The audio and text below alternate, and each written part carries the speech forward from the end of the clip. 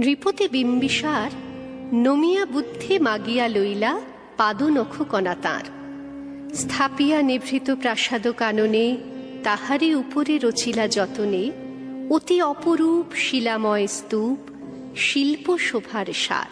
নৃপতি বিম্বিসার বুদ্ধের পায়ের নখ নিয়ে স্থাপন করেছিলেন এক বুদ্ধ স্তূপের।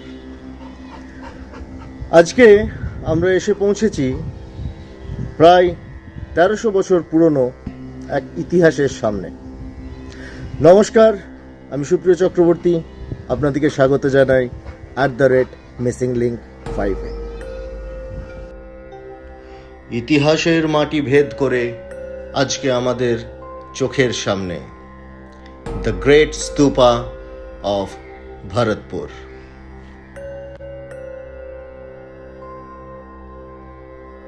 বুদ্ধং শরণং গচ্ছামি।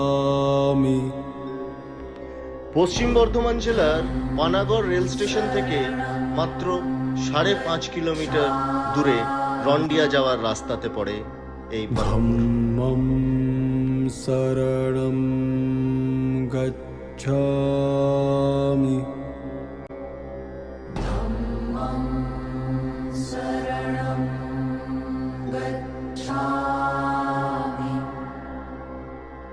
সংঘং শরণং গচ্ছামি।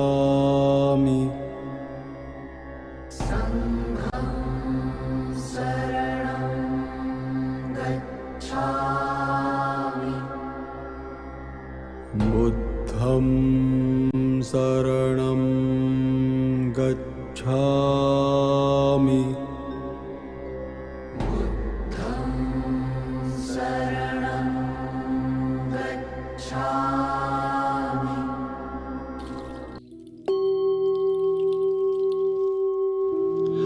আদি অনন্ত প্রবাহমান দামোদরের দক্ষিণ প্রান্তে অবস্থিত বাঁকুড়া জেলার ২০০০ বছরেরও বেশি পুরনো early village farming site Pakhanna এবং অপর প্রান্তে উত্তর দিকে অবস্থিত পাল যুগের ধম্মের স্থপতি এই ভরতপুর বৌদ্ধ স্তূপ।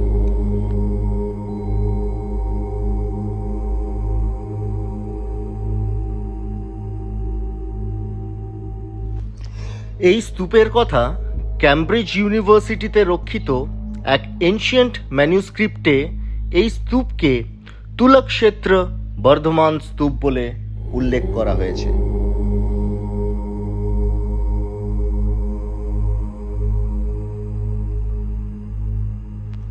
ভরতপুরের এক বাসিন্দা মাটির ঢিপিতে মাটি কাটতে কাটতে শক্ত কিছুর একটা অনুভব করে তার কোদালে। আরও বেশি খোঁড়ার পর উদ্ধার হয় এই স্তূপের ওপরের অংশ। ১৯৭০ সালে এএসআই এবং বর্ধমান ইউনিভার্সিটি এই সাইটটাকে খনন কার্য শুরু করে। খনন কার্য চালানোর পর এই সাইট থেকে ৫টা ভূমিস্পর্শ মুদ্রার বৌদ্ধ মূর্তি উদ্ধার হয়। বৌদ্ধ স্তূপ মূলত ৪ প্রকার। রেলিক স্তূপ, এই স্তূপে বুদ্ধদেবের দেহ অবশেষ বা ছাই এতে প্রিজার্ভ করে রাখা হয়। অবজেক্ট স্তূপ হচ্ছে যেখানে বুদ্ধদেবের ব্যবহৃত জিনিস, তার ভিক্ষাপাত্র এইসব দিয়ে যে স্তূপ তৈরি করা হয়েছিল। সিম্বলিক স্তূপ হচ্ছে যে বুদ্ধদেব বা বুদ্ধ ফিলোসফিকে স্মরণ করে, সিম্বলাইজ করে ত্রিধাতুর সমন্বয়ে যে স্তূপ তৈরি হয়। আর ভোটিভ স্তূপ হচ্ছে যে সেই সব প্রমিনেন্ট সাইট যেখানে বৌদ্ধরা ধ্যান করতেন এবং সেখানে তারা রেগুলার ভিজিট করতেন। এই সব সাইটগুলোকে দিয়ে ছোট ছোট যে স্তূপগুলো হয়েছিল সেগুলো হচ্ছে ভোটিভ স্তূপ। ভগবান বুদ্ধের মহাপরিনির্বাণের পর তার দেহের ভস্য দিয়ে বা তার ব্যবহৃত ভিক্ষাপাত্র এইসব নিয়ে ৮খানা স্তূপ তৈরি হয়। তার মধ্যে কুশিনারা এবং বৈশালী স্তূপকে ছেড়ে সম্রাট অশোক তার সময়কালে বাদবাকি 6টা স্তূপ ভেঙে তার ভেতর থেকে দেহভস্য বার করে নিয়ে আসেন এবং সেই ভস্য দিয়ে প্রায় 84,000 নতুন বৌদ্ধ স্তূপ তৈরি করেন। এই স্তূপটাকে অবজেক্ট স্তূপায় মনে করা যেতে পারে, কারণ এই খনন কার্য চলার সময় এর ভেতর থেকে 5টা বুদ্ধ মূর্তি ছাড়াও কপার এজের ব্ল্যাক এবং রেড ওয়্যার পটারির উদ্ধার হয়েছিল। 1972 থেকে 75 সালের ভেতরে এই স্তূপের ভেতর থেকে জিনিসপত্রগুলো উদ্ধার হয়, কিন্তু স্তূপটা প্রচুর ক্ষতি হয়েছিল এবং ক্ষতি হওয়ার কারণে নতুন করে আবার এই স্তূপের মতন ইট তৈরি করে এতে রিপ্লেস করা হয় সেই ইটগুলো। আসুন দেখা যাক এই স্তূপের ইটগুলোকে। এই রকম এই যে ইটগুলো, এই ইট কম করে 5 থেকে 600 বছর আগেকার এই টাইপের ইট তৈরি হতো। যদিও এই স্তূপটাকে এএসআই খোঁড়াখুড়ি করার পর স্তূপটার অনেক জায়গা বোধহয় ক্ষতিগ্রস্ত হওয়াতে এটাকে আবার রিপেয়ার করে নতুন কিছু সেই রকম ইট দিয়ে আবার একে পরবর্তীকালে আবার তৈরি করা হয়েছে। আসুন ইটগুলো দেখি।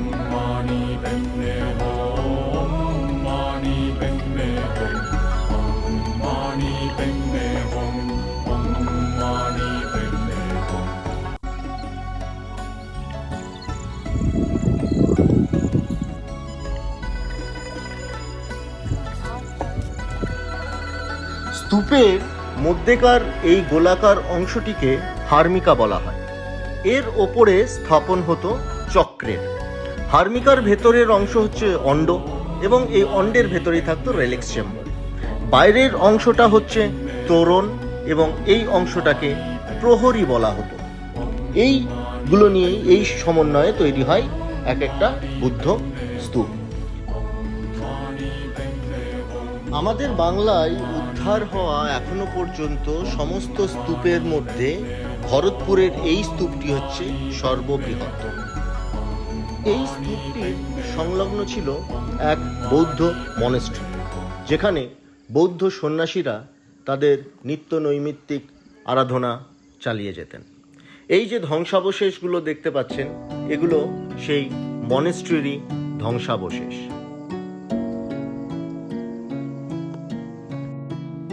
বুদ্ধ বলতে শুধু গৌতম বুদ্ধকে ধরে নিলেই চলবে না।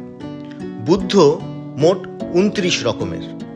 28 নম্বর বুদ্ধ হচ্ছেন ভগবান গৌতম বুদ্ধ। বুদ্ধ একটা সম্প্রদায়, বুদ্ধ একটা নিয়ম। এই নিয়মের কথা বলতে গিয়ে যেটা না বললেই নয়, সেটা হচ্ছে এখানে 2 বুদ্ধের নাম বারবার উঠে আসে। একজন হচ্ছেন অক্ষোভ্যায়া বুদ্ধ, আরেকজন হচ্ছেন অমিতাভ বুদ্ধ।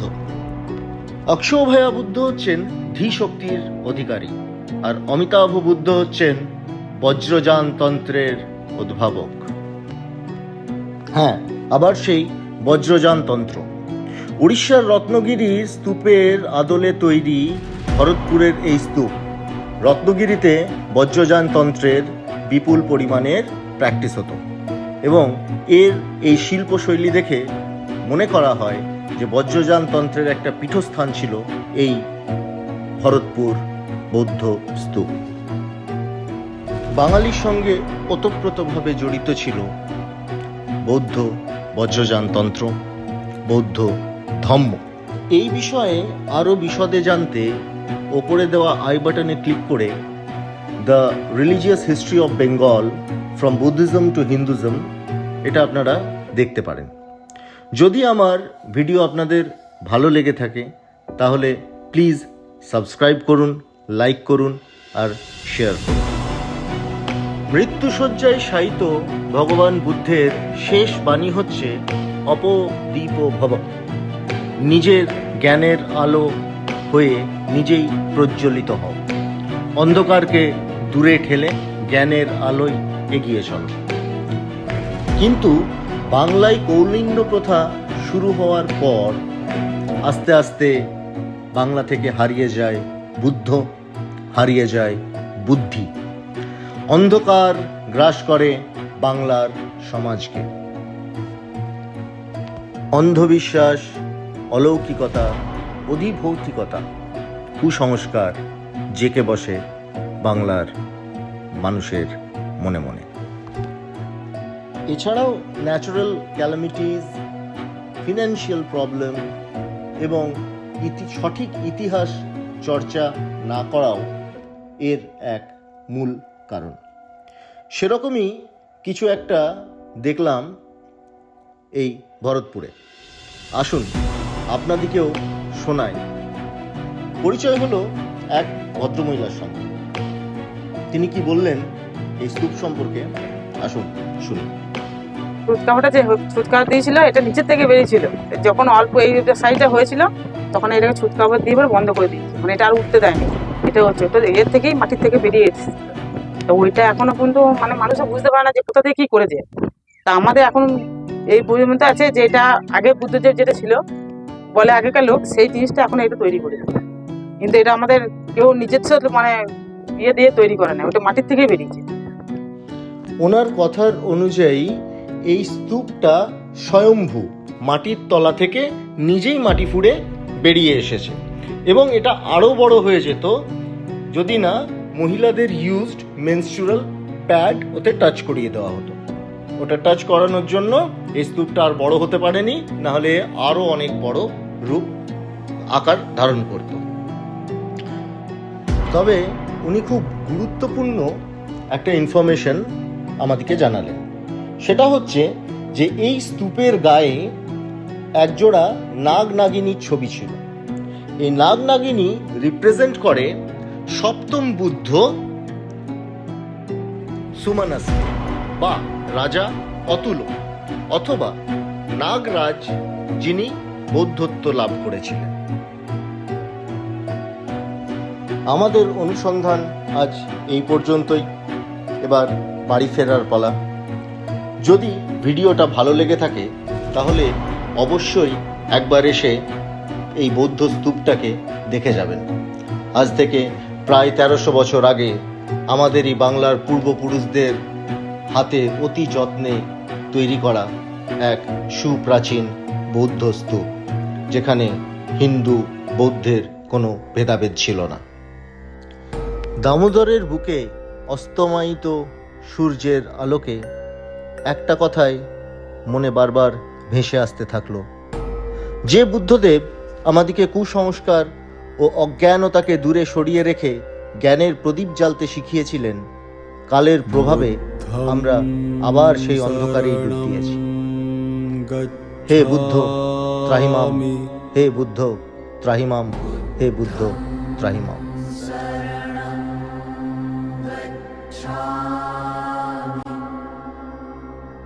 ধম্মং শরণং